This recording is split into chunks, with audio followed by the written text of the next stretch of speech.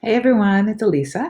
Okay, I just want to show you a quick tutorial on how to use the new Photoshop sky replacement, which is pretty cool. So, okay, let me just situate myself a little bit better over here, and we're gonna get started. So,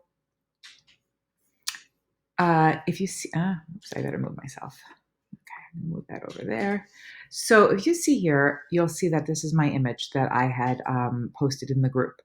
And I already have it completed, but I have it in the layers. So I thought I would just kind of go through the layers that I went through to show you my edit rather than editing for you right now. I'll just show you the different pieces of my edit, and then I will go through and replace the sky. You're going to see how crazy easy it is to replace the sky. So all of my editing layers, I'm just going to type them in here, edits, are in this folder. So I'm going to shut it off. And this is where my image started out. Now, there might have been some basic adjustments that I made in Lightroom before I got to this point, including possibly a crop. I'm not 100% sure because I did it last week. Let's see. Image size. Yeah, I definitely cropped it a little bit. So it's cropped. There's been some basic raw edits for this. Probably just a little bit of increase in saturation, some blacks, some whites, maybe a little sharpening, just a little bit of what I would normally do, which I think down the road I'm just going to do a video showing my edits. But for now, let's start off with this. So I'll just turn back on. I started out with the sky replacement, and this is what I'm going to show you how to do in a couple of moments. And this is there for you. Oh, whoops. Actually, let's just shut down all the other layers. And you'll be able to see the difference in what I did in the sky replacement. Okay, so here is the sky replacement. And when I open up the sky replacement, it does come with, once it's done in Photoshop, it does give you it in a folder. And I did go in and make some adjustments to the sky itself, including adding some Gaussian blur. So the sky did not start off this blurry. I did try to match the blur of the background of my lens, because my lens, I used the Sigma 105, 1.4, possibly 1.4. I have to look back and see. But all the blur that you see in the background is natural to the photo. So the sky would not be would not be sharp. So, and I will go back and show you how to do that in a little while. I'll show you the blur and how I added that to it later on. Let's see, I also added to the sky a color balance layer after the fact. So the sky comes out a little bit more like that. And then, let's see, yeah, comes out a little bit more like that. And then I did change the color balance in post afterwards. Then I went and did a hue saturation layer. I brought down, let's see, here I probably brought down my reds. Yeah, I desaturated my reds, desaturated my yellows. I upped my greens, but I don't think that did anything to it. I think sometimes I just go through these hue saturation layers, and it's helpful. Sometimes you think something's green, but it's not really green, it's really yellow. So it's surprising. And then when you go through these layers, these actual individual colors, it's amazing what you really discover about color and color balance and color theory. This is just a brown color that I like. I use it a lot. I've actually just saved it because I think it's a nice color. I use it a lot to warm up the tones of my images. So I had brought down the reds, and then I with some saturation, and then I bring it back a little bit with some browns for some color toning. You can see that that I did paint off some of the browns. You can see actually the layer looks like it was painted a little bit, but I added a curves layer. The curves layer was, I'm going to shut off the layer mask so you can see. I brightened up the whole image. Then in the layer mask with a black paintbrush, I painted off some of the brightness so that it gives me a little bit more of like a vignette and sort of brightening up the center area. Sometimes this is what I do. Sometimes I use the Command I capture a color that I'll find in the photo itself. I have to go down to the photo. Light browns or yellow, and then I will paint them into a layer to sort of bring out some warmth or some glow or some saturation in certain areas. So here you can see that I have saturated this area with the tones that I like in a brown color that I sort of just probably picked right out of the image itself. And you'll see that it is on soft light. So if I bring it back up to normal, I painted it in this color and then I brought it down to soft light and the opacity is at 100. This is something I do very often when I edit. It's a lot of times it's one of my last final stages of bringing in some color and saturation. And then I did use an action that I like a lot. This is a Greater Than Gatsby action. From I think it's from the Three Nails collection, and it just it's called Anti-Swoon. It just gave it a little haze. I looked at it, I turned it off before, and I was like, I like it without it too. It just gave it a little bit of a haze, and then I did another curves layer. Let's see. Actually, that must be part of the action. This curves layer is probably part of the action. No, it must not be. Okay, so I did another curves layer. And I'm going to disable the layer mask, and you can see that this time my curves layer, I deepened up the darks. Let's see, and I brought, I just sort of it's almost like a burning, I guess. So I deepened up the darks, and then you can also, when you're using curves layers, you don't have to keep it on normal. You can play around a lot of times with like saturation, color, or luminosity. Sometimes you might want to not change the color of the image, but just the luminosity. So if you play with it, you could change things just by going into luminosity. But I'm just going to leave it here because that's what I did. And then you'll see that when I applied my layer mask, I masked off a lot of it just to taste. Okay, so let's get to the nitty gritty here. I'm going to start off where I started off. Background, you don't have to have all these background copies. I don't know why I have so many, but it doesn't matter. I'm going to go to Edit, Sky Replacement. This is, by the way, 2021. This is Photoshop 2021. It's only available there.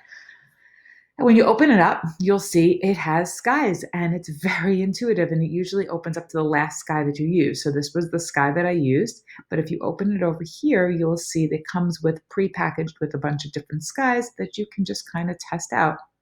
Oh, this, maybe that's actually kind of nice. You just test out the different skies. Maybe that one, actually. I wonder if I use that one in my original. Oh no, that is the one. Yeah. See, I always lean towards the same thing. That's a pretty sky, but the color doesn't match. So that's why I did all that color toning afterwards, because you really do have to match the color tones. This is a pretty cool sky. I went into the sunsets because even though these skies are, okay, this is the one I think I guess I use this one in the edit. But even though this one looks blue, it's in the sunsets. It definitely has a little more yellow to it. Where if I went more into the blue skies, like how blue this is, they're really too blue for this edit. This photo was taken not too far from sunsets. That's why you get this nice warm glow around the trees. So you really do, it's not to say you can't use this, but you do, then you will definitely have to color match. And then they do give you a lot of these cool skies that you could add. But look how intuitive it is. See, that looks terrible, but I probably will look at something else. That's pretty cool. Wow, I didn't even see that. That's pretty nice. So you could use a rainbow. This blazing sky. All right, so it's really just as easy as that. Picking out a sky. Photoshop does a very nice job of basically masking out the sky. It's what you would do if you were doing a sky replacement layer, but they do the cutting and they do a pretty darn good job of it. So I'm gonna go back up to my sunsets. I guess I'll pick the one that I was using before. All right, and now you can play with some of this stuff, fading the edges out. You could shift the edge a little bit if you think the edges are wrong, the edge being here. You could change the scale so you can make those clouds much or smaller. Here you can change the temperature. So I would definitely go warmer to match the tones. Let's see. I didn't really play with all of it. I'm not a total expert at it. A hand tool. Let's see. I didn't even use it last time, but I'm going to assume that it's going to move it. No, I don't know. Somebody else could do it and tell me what it does. Just usually a hand tool just moves your photo. So I thought maybe it would move the sky. All right. And then, oh, you can flip your sky to go like that. You've got some foreground adjustments. So you can change the lighting up a little bit, right, in the foreground. Down there, you've got some color adjustments that you can do. So they do give you some options to changing up the color here in this panel. And then, of course, once you output it to new layers, it's going to have masks on it, and then you can dig a little deeper in adjusting. So I suggest you play with these and you find a place that you like, and then you can choose a duplicate layer or new layers. I chose new layers, press OK. And now you can see I have a sky replacement group, and this is the sky replacement group that I just created. If I turn it off, you'll see. So now you can see that it already applied the color balance. Oh, when I first started, I told you that I did that color balance myself. I forgot that it does it for you, which is so nice. And then you have your sky, you have the foreground, and you have some foreground color. So it's basically doing all these things for you, but then you can go ahead and adjust a little bit more. So what I did to this sky was I went into filter and I went into blur. God, whoops. Now you could choose to duplicate this sky replacement. If you feel like you like everything, you can duplicate it and turn it off so that when you mess around with it a little bit, if you make a mistake and you want to delete it, you still have the sky layer. So sometimes I like to do that. I like to duplicate things just as a precaution. So I'm going to go into sky. I'm going to go into filter, blur, Gaussian blur, and now you move that, see, we started 0. Now take note on what happens to the sky. You start to blur it, and you blur it to taste, to where you think it would look natural. And you just kind of match it. This might be a little too much blur, maybe not. I'm just going to put it there for now. Okay. And then, so I have that there. Then you can go ahead, just like you would do anything else. You can add, let's say, a layer, adjustment layer. I'm going to maybe go into my color balance again. Maybe I want to do that.